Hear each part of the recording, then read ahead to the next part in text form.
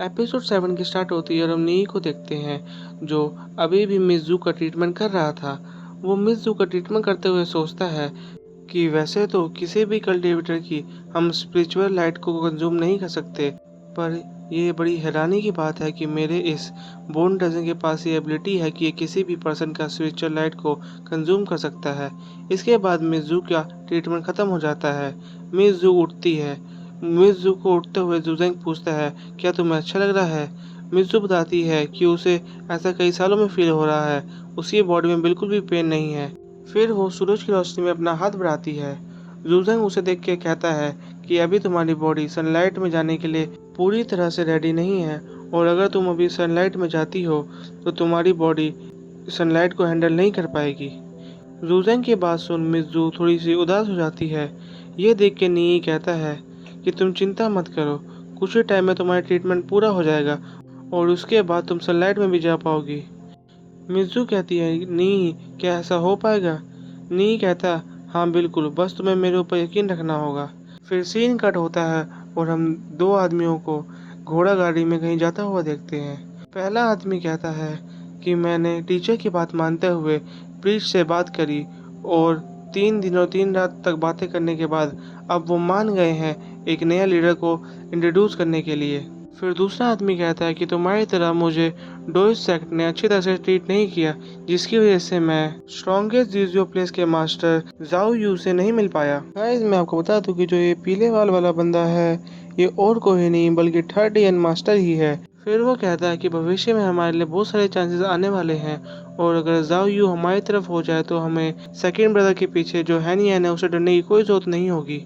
और कहता है वैसे भी सारे घोस्ट प्रैक्टिशनर बेकार होते हैं। दूसरा पर्सन कहता है कि हैनी के षड्यंत्रों की वजह से अब सारी ईस्ट पावर्स एक होने वाली है, और अगर हमने वेस्ट को अपने हाथों में नहीं लिया तो हम कभी भी सेकंड ईयर मास्टर के बराबर नहीं हो पाएंगे, और हमें पावरफुल बनने के लिए माउंट जियावो लियांग और जियानो को भी अपने साथ मिलाना होगा। हालांकि अगर ये दोनों सेट साथ में भी मिल जाए तो भी ये माउंट शू का मुकाबला नहीं कर सकते, और इसकी वजह वो इमोर्टल्स लोग हैं जो माउंट शू के साथ हमेशा खड़े रहते हैं। इमोर्टल्स की बात सुन के थर्ड यंग मास्टर चिढ़ जाता है। फिर वो दूसरा आदमी कहता है, पर अगर हमने उन दोनों सेक्ट को अपने साथ जोड़ लिया तो हम वेस्टर्न रीजन को अपने हाथों में कर ही सकते हैं। फिर थर्ड यंग मास्टर कहता है कि माउंट शू और जी को हमेशा से अलायंस ऑफ गॉड से शिकायत है, जिसकी वजह से वो हमारे अगेंस्ट है, इसलिए मैं उनके बारे में श्योर नहीं हूँ। फिर दूसरा पर्सन कहता है कि माउंट शू के फॉर्मर रूलर को हम मैजिशियन के नाम से भी जानते हैं, क्योंकि उनकी काफ़ी सारी भविष्यवाणी सच हुई हैं, जिनमें से मैं एक के बारे में जानता हूँ जहाँ उन्होंने कहा था कि जब यिन गॉड ने जाओयू मैंशन पे जाने के लिए ट्रैवल किया था, तब उन्होंने एक भविष्यवाणी की थी कि फ्यूचर में एक जू सन नेम का पर्सन इस दुनिया पे राज करेगा और वो ही इस दुनिया में आग भी लगा देगा। फिर यंग मास्टर कहता है कि मुझे लगता है कि ये भविष्यवाणी जुजैंग के बारे में है, क्योंकि वही हमारे कामों में कितने डेकेड से आग लगा रहा है। हम देखते हैं कि उन दोनों की बातें कुछ देर और तक चलती रहती है। फिर सीन कट होता है। फिर हम एक आदमी सुकू को देखते हैं जो जानू क्लैन से था। उसके पास कुछ लोग टेलीपोर्ट होके आते हैं और वो जूलिंग क्लैन के थे। वो बताते हैं कि बैटल के दौरान स्वांग मारा गया है।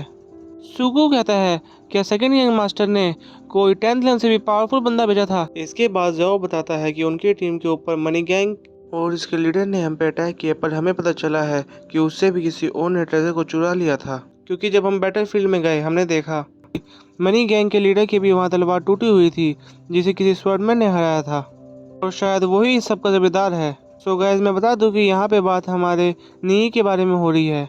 फिर सुकू अपनी पावर को शो करते हुए कहता है कि क्या तुम और तुम्हारे ये चेले उन ट्रेजर आइटम्स को मिलके भी बचा नहीं सकते थे? ये सुनकर जियाओ कहता है कि सुकू, ये शू माउंटेन का अरीना है और मैं यहाँ पे कोई भी ट्रबल नहीं चाहता हूँ। सुकू कहता है, क्या तुम माउंट शू के लोगों से डर गए? चलो, कभी तुम्हें अगर हारना हो तो मेरे जानू पैलेस में तुम आ सकते हो।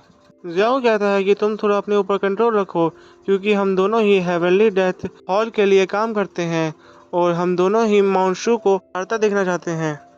सुकू ये सुन के भी नहीं रुकता और कहता है, मुझे लगता है कि तुम जूसेंग से डर गए। ये सुन के तो जाओ को भी गुस्सा आ जाता है। तभी उनको एक घोड़े की आवाज़ आती है और वो देखते हैं कि थर्ड ईयर मास्टर यहाँ आने वाले हैं। ये देख के वो वहाँ पे चले जाते हैं और थर्ड यंग मास्टर को झुक के ग्रीट करते हैं। थर्ड यंग मास्टर कहता है कि जो ट्रेजर अब खो चुका है उसके बारे में तुम आपस में लेना बंद करो, ये सब मैं संभाल लूंगा, पर अब तुम याद रखना कि अगर फ्यूचर में ऐसा कुछ हुआ तो उसकी सजा मौत होगी। इसके बाद फिर जॉब बताता है कि हॉल मास्टर को पता चला है कि हमारे बीच में एक घुसपैठिया भी है। थर्ड यंग मास्टर फिर उस घुसपैठिया को ढूंढने के लिए कहता है। इसके बाद हम मनी गैंग के लीडर को देखते हैं जो वहां आता है। उसे देख के सब हैरान होते हैं क्योंकि वो उनका दुश्मन था। हम देखते हैं कि मनी गैंग का लीडर वहां बहुत ही बुरी हालत में आया था क्योंकि पिछली बार निंगी से हुई फाइट में वो हार चुका था। फिर वो नीचे ज़मीन में झुक के कहता है कि मैं पहले सेकंड यंग मास्टर के लिए काम करता था, पर मैं अब आपके लिए काम करना चाहता हूँ, तो प्लीज़ मुझे अपने पास रख लीजिए और मेरे पास कुछ खास इन्फॉर्मेशन भी है जो आपके बहुत ही काम आएगी। बस मुझ पे आप एक बार ट्रस्ट करके मुझे काम करने का एक मौका दे के देखिए। हम देखते हैं कि ये बात सुन के यंग मास्टर के साथ जो पर्सन आया था वो मनी गैंग के लीडर को फेरी सिटी आने के लिए कहता है। फिर वो वहाँ से जाने लगते हैं।